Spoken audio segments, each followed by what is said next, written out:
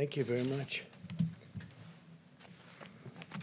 The Army Corps of Engineers is constructing facilities that will support more than 15,000 hospital beds to treat patients in need. So they're building now approximately 15,000. They just completed the big one in New York. They just completed and are in the process of continuing in Chicago. We have 8,675 ventilators right now in stock, ready to move.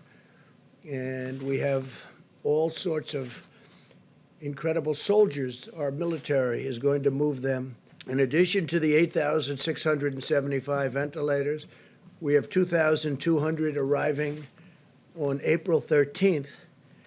We have 5,500 arriving on May 4th. These are ones that we're building for the most part.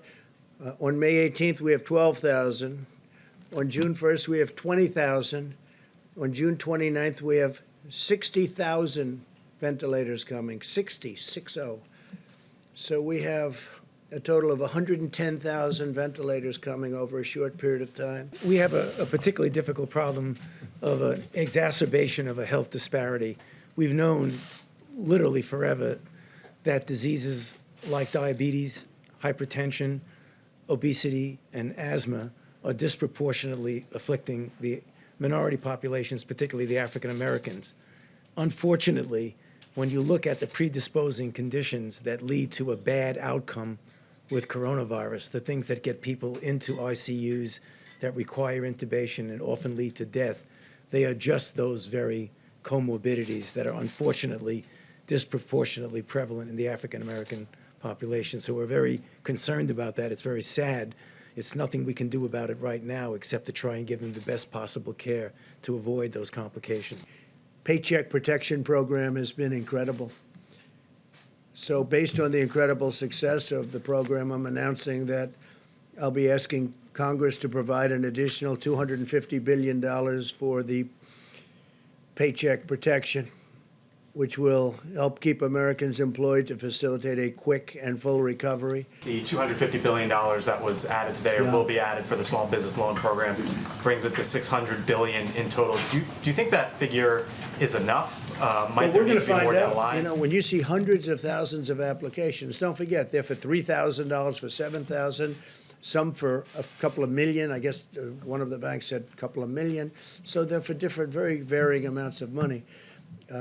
And there's a limit on the top, and then there's really no limit on the bottom as to what it might be. The New York metro area, including New Jersey, just in the last 5 days, more than 6 million N95 masks, more than 6 million surgical masks.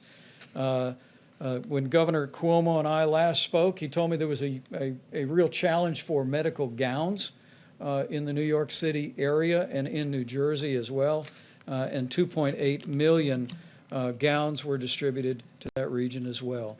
Going next to New Orleans, where again, while we see some encouragement, challenges remain in that community. Some 837,000 N95 masks for healthcare workers, 165 surgical masks. Other items, including almost 6 million gloves, have been distributed. Detroit continues to be a real focal point. We're working closely with Governor Gretchen Whitmer as well as Mayor Mike Duggan to meet the needs of healthcare workers in Detroit. Just in the last 5 days, 1.6 million N95 masks have been routed into the healthcare system in Detroit, nearly 700,000 surgical masks, and 24 million gloves, just as a portion of what's displayed. And in the Chicago metro area, which we continue to focus on each and every day, more than 1.7 million N95 masks have been routed into their healthcare system, 900,000 surgical masks, 25 million gloves. I can't be confident to predict patterns, but the underlying reason why that is happening doesn't change from state to state. So you expect it to get worse? No, I expect that when African Americans get infected, given the disproportionate disparity of the underlying conditions that lead to complications like the ones I mentioned, I expect that we will still see the pattern that when you look at the proportion of people who get into serious trouble and die, again, it's going to be disproportionate towards the African Americans. I do expect that.